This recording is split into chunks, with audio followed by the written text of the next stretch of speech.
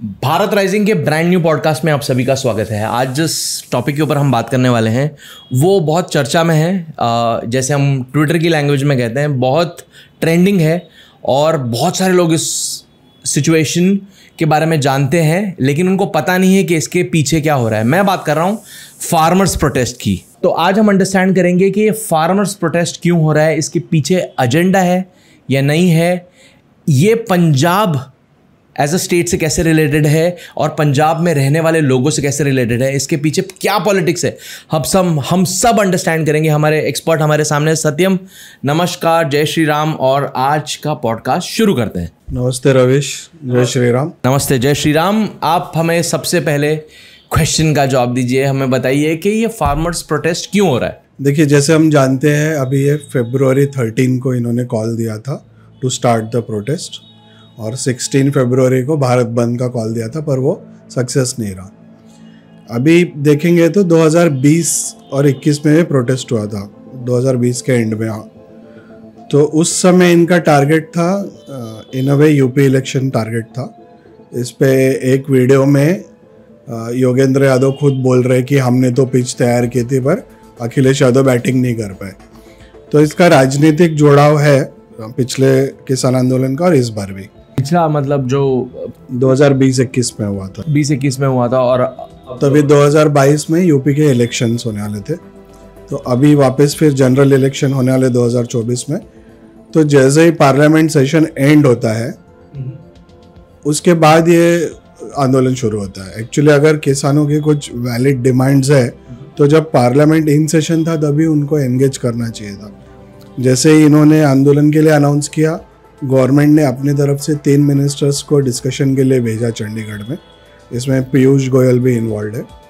तो इसमें देखिए कि गवर्नमेंट अपनी तरफ से सिंसियरिटी दिखा रहे, पर किसान आंदोलन जो पिछली बार लीड कर रहे थे वो इस बार नहीं है, इस बार अलग लोग हैं। तो पिछली बार जो मेन लोग थे कि राजेवाल टिकैत और गुरनाम सिंह चढ़ोनी थे। इस बार जो मेन रोल है उसमें अभिमन्यु कुहाड़ है और दल्लेवाल है और इसके अलावा और एक जन है। तो ये लीड कर रहे हैं।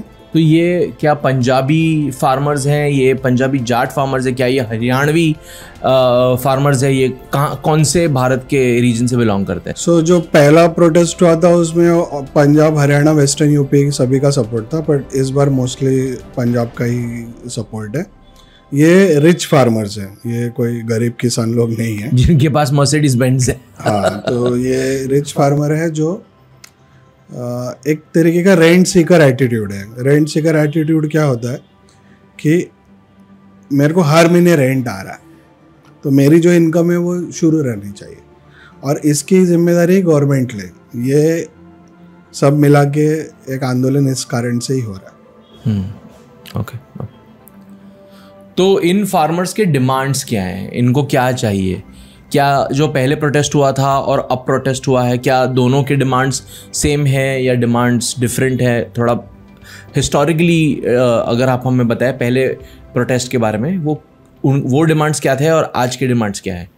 2020-21 में ऐसा हुआ था कि सेंट्रल गवर्नमेंट ने 3 लॉ लाया था फार्मर्स के लिए, जो फार्मर के बेनिफिट के लिए था अनडाउटली। इसमें था कि फार्मर किसी भी कॉरपोरेट के साथ या बायर के साथ इन कॉन्ट्रैक्ट जा सकता है प्रोडक्शन के लिए। तो जब प्रोड्यूस आएगा, जब हार्वेस्ट होगा तो उसको ये कस्टमर ढूंढना नहीं पड़ेगा। इसमें वो प्री नेगोशिएटेड रेट पे कल्टीवेशन कर सकता है। दूसरा, जो कंपनी स्टॉक खरीदेगी तो स्टोरेज की लिमिट है कानून में, तो वो लिमिट बढ़ाई गई थी कि अगर कोई किसान से बल्क में प्रोडक्ट्स लेगा तो वो उसको स्टोर कर सकता है। राइट, क्योंकि ये सब पेरिशेबल गुड्स है, मतलब इसका एक वैलिडिटी है, एक एक्सपायरी है इसके लिए। ओके। सो ये जो भी लॉ आए थे वो फार्मर के बेनिफिट के लिए थे, पर इसमें जो बड़े फार्मर है, जो जिसको आड़तिया बोलते हैं, तो आड़तिया जो होता है वो ब्रोकर होता है। तो पंजाब में बड़े किसान हैं जिनके लैंड होल्डिंग बहुत ज़्यादा है, ये ऑलमोस्ट ज़मींदारी सिस्टम जैसा चलता है। तो ये छोटों किसानों का माल लेते हैं और गवर्नमेंट को बेचते हैं और अपना ब्रोकरेज कमाते हैं। तो अगर गवर्नमेंट डायरेक्टली इंडिविजुअल फार्मर के साथ डील करने लगे या private entity direct individual farmer से डील करने लगी, तो इनका जो कैप्टिव मार्केट है जो वॉल्यूम इनके थ्रू ट्रेड हो रहा है वो अदर चैनल्स में चला जाएगा। तो यहाँ पे ये पावर प्ले हो रहा है एक तरीके का। इसमें जो छोटा किसान है उसको बड़े किसान अपना मुहारा बना रहे। तो ये तो आपने दो नए पॉलिसीज के बारे में बताया, और तीसरी पॉलिसी क्या थी? सो जो 3 पॉलिसी है उसमें एक पॉलिसी ये है कि फार्मर एपीएमसी मार्केट के अलावा बाहर सेल कर सकता है। दूसरी पॉलिसी है कि वो कॉन्ट्रैक्ट फार्मिंग कर सकता है, और तीसरी पॉलिसी है कि जो पर्सन परचेस कर रहा है वो स्टोरेज कर सकता है। तो इससे क्या हो रहा है कि एग्रीकल्चर सेक्टर का रिफॉर्म हो रहा है। तो जो 91 में इंडिया का इकोनॉमी में रिफॉर्म हुआ था, पर उसका ज़्यादा बेनिफिट एग्रीकल्चर को नहीं मिला। तो ये एक तरीके से एग्रीकल्चर सेक्टर के लिए रिफॉर्म्स थे, जिसके वजह से प्राइवेट कैपिटल फ्लो होता, इंफ्रास्ट्रक्चर बिल्टअप होता, जो एग्रीकल्चर में प्री हार्वेस्ट और पोस्ट हार्वेस्ट एक्टिविटीज़ के लिए बहुत ज़्यादा बेनिफिशियल होता। ये सबको कुछ बड़े किसान अपने फ़ायदे के लिए सारे छोटे किसानों का नुकसान कर रहे। मतलब इनडायरेक्टली ये एक डिस्क्रिमिनेशन जैसा हो गया, जैसे उनको अपनी मर्जी का कुछ चाहिए, और वो चाहिए, उनको ऐसा चाहिए दैट उन्हीं के लिए पॉलिसीज़ बनी जाएं और वो उनसे ही फोकस्ड हो, और छोटे किसान हैं उनको कुछ फ़ायदा ना हो। तो अभी मैं आपको एक एग्जांपल देता हूँ। समझिए एक छोटा किसान है, उसको खाद के लिए, बीज के लिए पैसा चाहिए, तो ये बड़े किसान उसको एडवांस पे कर देते। ठीक है, अब जब प्रोडक्शन आएगा तो वो इनको ही बेचना है, तो एक तरीके से वो वॉल्यूम इनके थ्रू सेल हो रहा है, और ये लोग उससे वॉल्यूम लेके गवर्नमेंट को बेचते हैं, और गवर्नमेंट इनको ब्रोकरेज देती है, ये मंडी के। दूसरा, वो किसान इनसे पैसे लेता है, तो उसके जो पर्सनल इमरजेंसी, अगर मेडिकल इमरजेंसी हो गई, घर पे शादी हो गई, तो ये उनको व्याज पे पैसा देते हैं। तो एक्चुअली ये इनको इंटरेस्ट का पैसा कमाना है, और इसमें कैश डीलिंग्स बहुत है। तो ये इनका एक कैप्टिव बिजनेस है। अगर छोटे किसान को, अगर वो ऑन बैंक रिकॉर्ड आ गया कि उसका प्रोडक्शन इतना है, वो डायरेक्ट गवर्नमेंट को सेल कर रहा है, आज के डेट में गवर्नमेंट इनको डायरेक्ट पैसे दे रही है, तो उस ट्रांजैक्शन को देख के ये डायरेक्ट बैंक से लोन ले सकते हैं। तो इनको बड़े किसान की ज़रूरत नहीं पड़ेगी। इसलिए बड़े किसान नाराज़ है कि गवर्नमेंट अगर सब कुछ डिजिटाइज कर रही है, और छोटे किसानों को ऑप्शन आ गए कि समझो अगर मेरा गेहूं का प्रोडक्शन आ गया, मेरे को नहीं बेचना है, तो मैं साइलोज में रख दूँ, जो स्टोरेज यूनिट्स है, जो प्राइवेट कंपनी के होंगे, तो वहाँ पे मेरे को सिर्फ स्टोरेज कॉस्ट पे करना है, और जब मार्केट लेवल मेरे हिसाब से सही होगा तब मैं बेचूंगा। तो मेरे को बड़े किसानों की ज़रूरत नहीं है। आज के डेट में इंडिया में स्टोरेज कैपेसिटी बहुत ही कम है। इवन गवर्नमेंट के पास FCI जो है, फूड कॉरपोरेशन ऑफ इंडिया, उनका भी जो स्टोरेज कैपेसिटी है वो लिमिटेड है। तो इंडिया में जो इंफ्रास्ट्रक्चर है एग्रीकल्चर को लेके, वो लिमिटेड है, और उसको बड़ा करने का अच्छा तरीका ये है कि इसमें प्राइवेट कैपिटल फ्लो हो। सो यही वो पार्ट है जो बड़े फार्मर्स को छोटे फार्मर्स के अगेंस्ट लेके जाता है, और यही पार्ट है जो बड़े फार्मर्स को इंडियन गवर्नमेंट के अगेंस्ट क्वेश्चन उठाने पे मजबूर कर देता है, या उनको ये चीज़ें पसंद नहीं है कि छोटे फार्मर्स को भी अभी डिस्क्रिमिनेशन नहीं होगा, और छोटे फार्मर्स को भी वही अपॉर्चुनिटीज़ मिलेंगी जो बड़े फार्मर्स को मिल रही है। राइट। तो इसमें मैं आपको एक एग्जांपल देता हूँ। 91 में जब इकोनॉमिक लिबरलाइजेशन हुआ, तो कुछ बिजनेस हाउसेस उसके अगेंस्ट थे। देखिए, कॉर्पोरेट हाउसेस, यस, क्योंकि जिनको लाइसेंस था प्रोडक्शन का, वो नहीं चाहते थे कि कंपटीशन बढ़े। यहाँ पे भी सेम चीज़ रिपीट हो रही है कि कुछ करंट पॉलिसीज से कुछ लोग को बहुत फायदा हो रहा है। अगर पॉलिसीज चेंज होगी तो अलग लोगों को फायदा होगा, जो आज डिसएडवांटेज में, जो छोटे किसान है उनको फायदा होगा। तो जो करंट बेनिफिशियरी वो नहीं चाहते कि पॉलिसीज चेंज हो। तो अब मैं इस क्वेश्चन को थोड़ा सा एक्सपांड करता हूँ, और हम एक पार्ट को अंडरस्टैंड करते हैं। अब ये सब हो रहा है पंजाब रीजन में। नाउ पंजाब का एक विजुअल अगर किसी के दिमाग में आता है तो सबसे पहले यही आता है कि एक पगड़ीदारी सिख है जो इंडियन आर्मी में है, या फिर किसी होटल में एक लंबा ऊंचा तगड़ा सिख बंदा है जो दरबान है और दरवाज़ा ओपन करता है। तो हमारे दिमाग में जो पंजाब का विजन था पहले, और अब इसमें क्या फ़र्क है? और हमेशा हमको लगता था या फिर हमें बताया गया है कि पंजाबीज़ बहुत स्ट्रांग होते हैं, जो कि हैं वो, और पंजाब का मसल पावर बहुत अच्छा है, उनका प्रोडक्शन बहुत अच्छा है, उनकी एग्रीकल्चर बहुत अच्छी है। तो पहले आज से 30-40 ईयर्स पहले जो सिनारियो था, क्या वो अभी भी सेम है या चीज़ें बदल रही हैं? देखिए रविश, अभी यहाँ पे कैसा है कि जो पब्लिक माइंड में जो इमेज है, गुडविल है, वो पंजाब के प्रति बहुत अच्छी है, पॉजिटिव है। इसमें आप देखेंगे, जैसे आपने बोला कि एक प्रोटेक्टिव नेचर का स्ट्रांग पर्सन आपके माइंड में आता है, जिससे आप डरते नहीं हो, पर अगर आप कोई प्रॉब्लम में हो तो आप शायद खुद को बचाने के लिए, उनकी हेल्प लेने के लिए 2 बार नहीं सोचोगे, आप कंफर्टेबल रहोगे। एब्सोल्युटली। और इसमें 2 चीज़ें मैं ऐड करना चाहूँगा। हिस्टोरिकली हमने देखा है कि सिख गुरुओं ने हिंदू मंदिरों को प्रोटेक्ट करने के लिए या हिंदूज़ को और सिखों को प्रोटेक्ट करने के लिए कुर्बानियाँ दी हैं। उन्होंने वॉर्स में मुग़लों को पछाड़ दिया था। और अगर आप देखें कि कहीं पे भी फ्लड होता है, अर्थक्वेक होता है, तो Sikh as a community is a very giving community. वो लोग जाके लंगर लगाते, लोगों को हेल्प करते। तो अभी जो हम देख रहे हैं, काफ़ी एक्सट्रीमिज़म आ गया है, एक खालिस्तान का अलग मूवमेंट चल रहा है। अभी देख रहे हैं हम कि मर्सिडीज़ बेंज लेके ये फार्मर्स आ रहे हैं। तो मुझे जानने के लिए ये बहुत मुझे अजीब लग रहा है अभी कि कैसे सिचुएशंस बदल गई हैं अभी पंजाब में। अभी देखिए, इसमें जो गुडविल है, इन अ सेंस मैं बोलूँगी कि आपका क्रेडिट तब तक अच्छा रहता है जब तक उसको आप कैश इन नहीं करते। अब यहाँ पे क्या हो रहा है, किसान आंदोलन में जो वीडियोस आ रहे हैं, अभी एक रिसेंटली वीडियो आया जिसमें एक कार में छोटी बच्ची एक एल्डरली सिख को गलत तरीके से बात कर रही है। पर ये क्यों हो रहा है? क्योंकि लोगों का फ्रस्ट्रेशन है कि आप बिना मतलब के अनरीजनेबल डिमांड के लिए लोगों का day to day life disturb कर रहे हो। तो एक तरीके का जो गुडविल है वो ख़राब हो रहा है, जो अच्छी बात नहीं है। एज अ सोसाइटी हमको कन्फ्रंटेशनल मोड में नहीं रहना चाहिए। जो गुडविल सिख समाज का रहा है वो हमेशा इसलिए रहा है कि सिख समाज का अबेंडेंस माइंडसेट था कि हम स्कार्सिटी में नहीं है, हमारे पास हर चीज़ ज़्यादा है और वो हम सोसाइटी के साथ शेयर करेंगे। अब यहाँ पे देखिए क्या हो रहा है, यहाँ पे प्रोटेस्ट हो रहा है कि नहीं, हमारे स्कार्सिटी में है और हमको हर चीज़ चाहिए, गवर्नमेंट से चाहिए, इससे चाहिए, उससे चाहिए। जबकि इसके पहले आप जो बोल रहे हो वो माइंडसेट था कि नहीं, हम अब हमको जो ज़रूरत है वो तो प्रोड्यूस करेंगे, प्लस उससे एक्स्ट्रा भी करेंगे और सोसाइटी के साथ शेयर भी करेंगे। ओके। तो ये माइंडसेट चेंज है थ्रू डिकेड्स। अभी हर स्टेट को रन करने के लिए या हर स्टेट की इकोनॉमी को रन करने के लिए रिसोर्सेज चाहिए, जैसे नदी या फिर कोई कनाल या फिर इलेक्ट्रिसिटी का कंसिस्टेंट सप्लाई।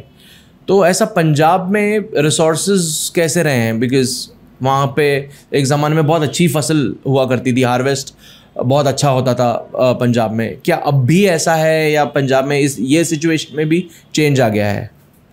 देखिए, जो फैक्टर्स ऑफ प्रोडक्शन हम इकोनॉमिक्स में पढ़ते हैं उसमें एक तो एंटरप्रेन्योर होता है, दूसरा होता है कैपिटल मतलब फाइनेंस, तीसरा होता है पावर इलेक्ट्रिसिटी और चौथा होता है लेबर।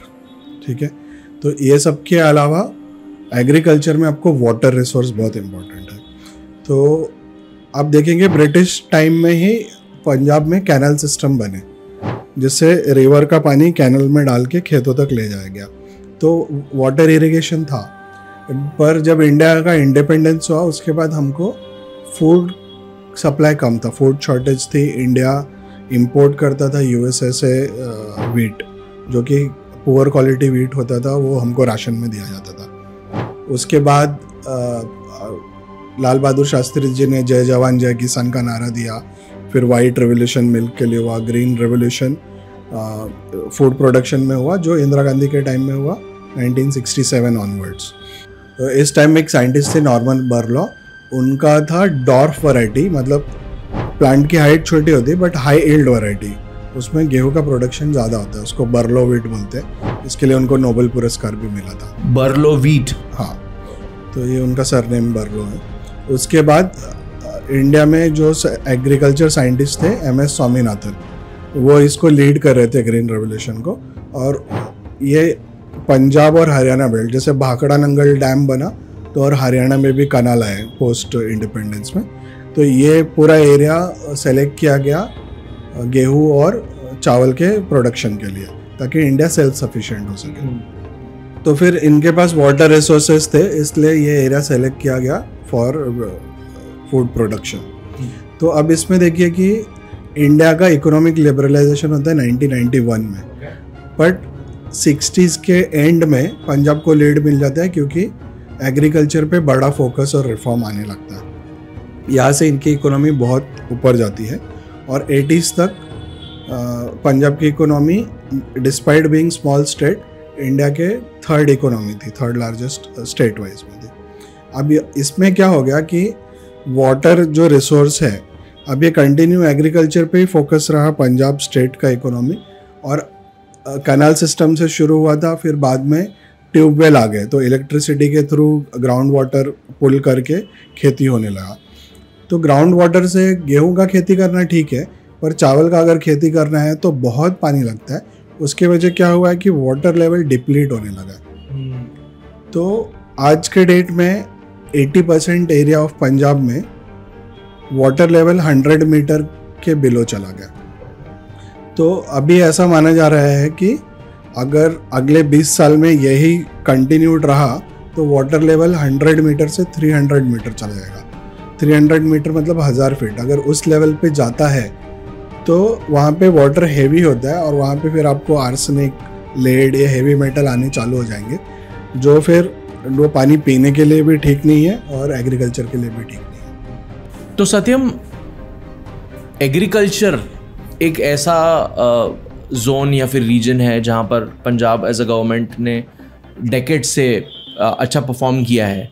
तो क्या इनका फोकस सिर्फ एग्रीकल्चर पे रहा है कि ये लोग डाइवर्सिफाई नहीं किया इन्होंने, जैसे आईटी हो गया, ऑटोमोबाइल्स हो गया या कोई और सेक्टर हो गया, कि सिर्फ अभी भी फोकस, उनका मेन फोकस एग्रीकल्चर पे है? सो आप देखेंगे रविश कि ये पंजाब का दुर्भाग्य है कि यहाँ से कोई पॉलिटिकल विजनरी लीडरशिप नहीं आई जिसने इकोनॉमी को अच्छा डायरेक्शन दिया हो। तो ग्रीन रेवोल्यूशन शुरू होता है 1967 में, लेकिन पंजाब में हीरो साइकिल 1956 में लुधियाना में शुरू हुआ था। तो पंजाब में हमेशा बिजनेस लीडर रहे हैं, पर स्टेट में पॉलिटिकल लीडरशिप जो इकोनॉमी को आगे ले जाए वो बिल्कुल नहीं रही है। तो अब क्या होता है, जैसे ही एग्रीकल्चर लॉबी स्ट्रांग हो रही है, ये बड़े फार्मर्स ने गवर्नमेंट को प्रेशर डालना चलेगा क्योंकि ये पॉलिटिकली भी बहुत पावरफुल है।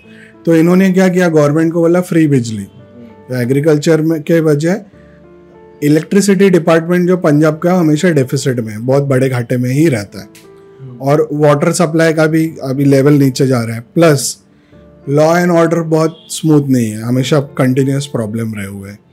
तो इसके वजह क्या हो रहा है कि कोई भी मैन्युफैक्चरिंग यूनिट पंजाब में नहीं आ रही है, क्योंकि आप ना तो लो कॉस्ट इलेक्ट्रिसिटी दे पा रहे हो, क्योंकि जो भी आपकी कैपेसिटी थी सब्सिडाइज इलेक्ट्रिसिटी देने की वो ऑलरेडी एग्रीकल्चर ने ले लिया है आपसे।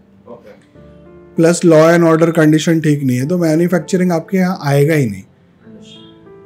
मैं जस्ट फॉर एग्जांपल बोल रहा हूँ कि हम सब टी शर्ट्स पहनते हैं। लुधियाना इंडिया का हब था फॉर नेटवेयर्स, जो बाद में अब तिरुपुर है। तो आप समझ, नेटवेयर मतलब जो हम सर्दियों में पहनते हैं। हाँ, नेटवेयर में आएगा टी शर्ट, सॉक्स, अंडरगारमेंट्स, मतलब जो भी नेटिंग से बनते हैं। तो ये मशीनरी, नेटिंग की इवन मशीनरी का हब लुधियाना था, बाइसिकल मैन्युफैक्चरिंग का हब था, टेक्सटाइल फॉर नेटवेयर हब था। तो पंजाब को ऑलरेडी लीड था, प्लस उनके पास एग्रीकल्चर इकोनॉमी थी। तो ये सारा जो री इन्वेस्टमेंट था, अगर ये मैन्युफैक्चरिंग में होता या सर्विस सेक्टर में होता, तो लुधियाना जैसा सिटी, जैसे आप कंसिडर करेंगे पैरेलली, तो हरियाणा ने गुड़गांव डेवलप किया, जो कि फोकस करता है सर्विस सेक्टर पे, आईटी इंडस्ट्री बहुत है। तो पंजाब में टैलेंट हमेशा से और बिजनेस एक्यूमेन के लोग बहुत है। बहुत सारे फैमिलीज हैं जो सालों से, डिकेड से, सेंचुरी से बिजनेस में रहे हैं। तो बिजनेस लीडरशिप था, बट पॉलिटिकल लीडरशिप में हमेशा ओनली जो फार्मर की लॉबी है वही इन्वॉल्व रही है। तो इन्होंने अदर बिजनेसेस को कभी आगे आने नहीं दिया। जस्ट एक एग्जांपल दूंगा, जैसे हीरो साइकिल का यूनिट लुधियाना में है, लेकिन हीरो मोटरसाइकिल का यूनिट हरियाणा में।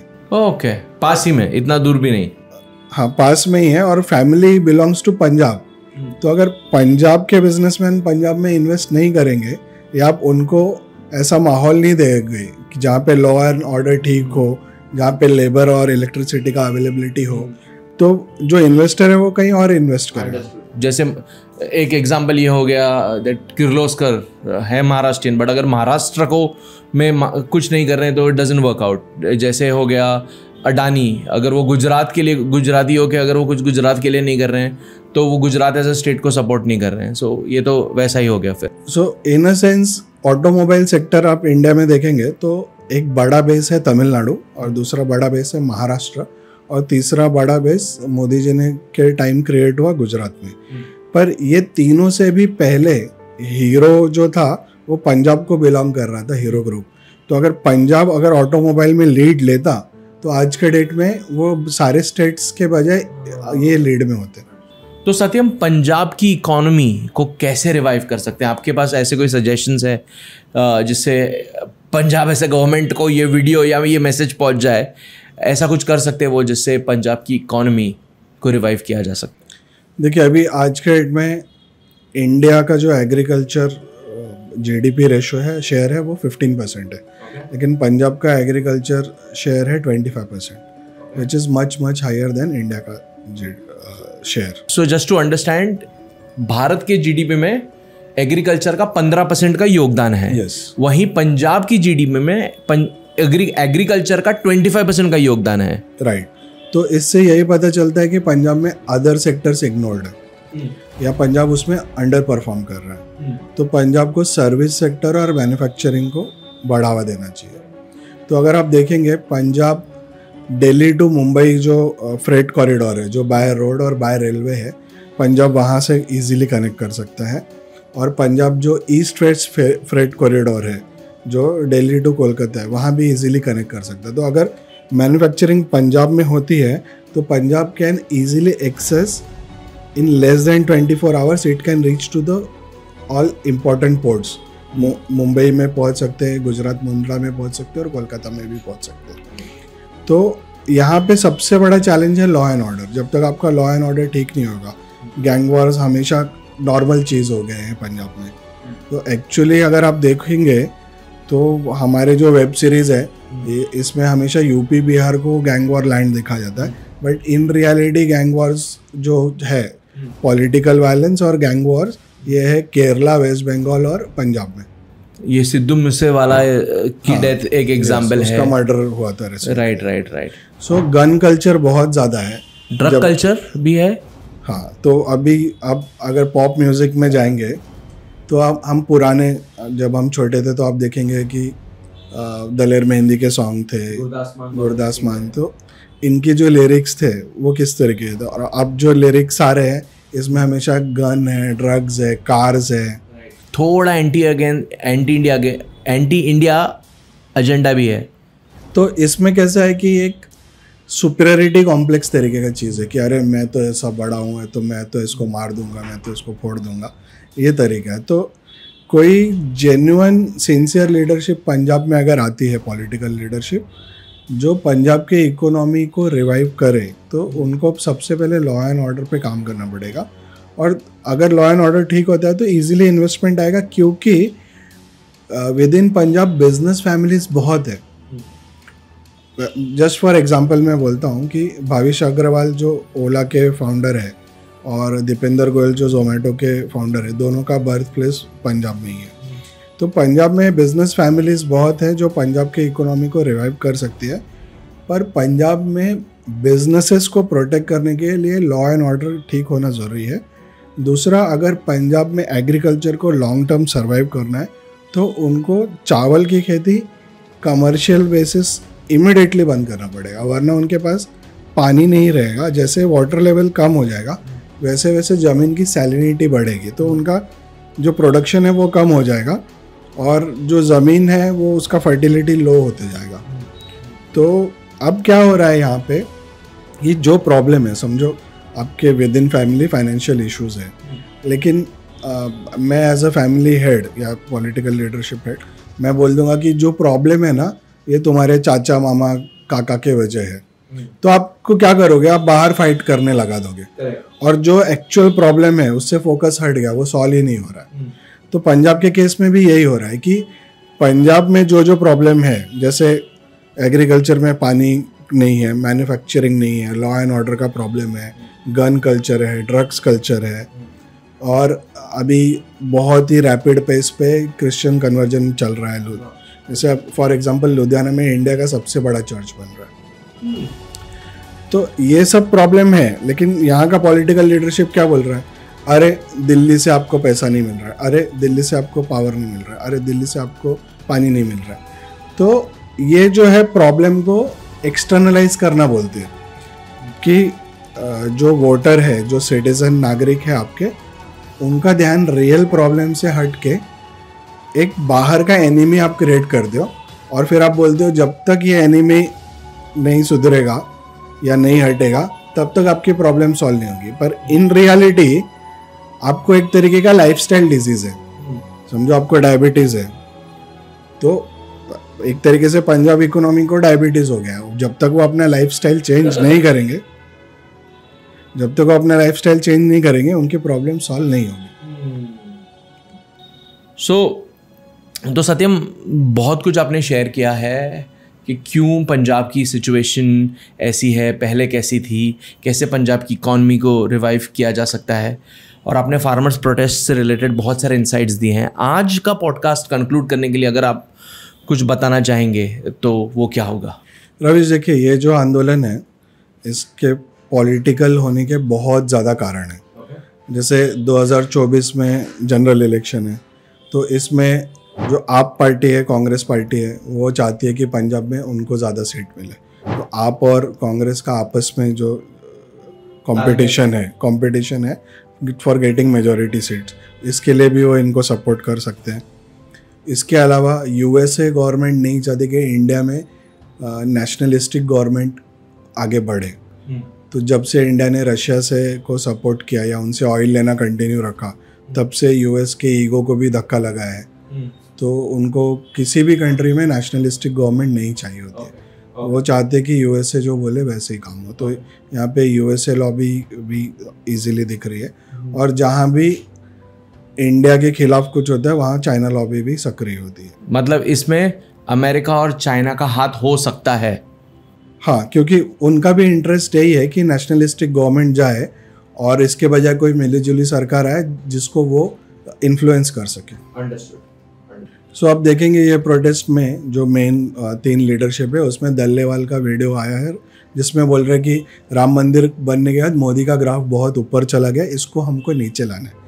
तो ये लीडरशिप है जो इस आंदोलन की, वो खुद बोल रही कि वो मोदी के ग्राफ के अगेंस्ट फाइट कर रहे। वो ये नहीं बोल रहे कि हम फार्मर के बेनिफिट के लिए फाइट कर रहे। तो क्लियरली ये यहाँ पे राजनीति आ गई है। दूसरा, यहाँ पे कुछ जो लोग इन्वॉल्व है वो बोल रहे हैं अरे देखो अगले 2-3 साल में मोदी के साथ कुछ बुरा हो सकता है। फिर वो याद दिलाते अरे इंदिरा गांधी के साथ हमने क्या किया। तो ये जो चीज़ें हैं यहाँ पे देखिए कि एक सर्टन वायलेंट एलिमेंट है, एक्सट्रीमिस्ट एलिमेंट है, जिसको इस आंदोलन में बढ़ावा मिल रहा है।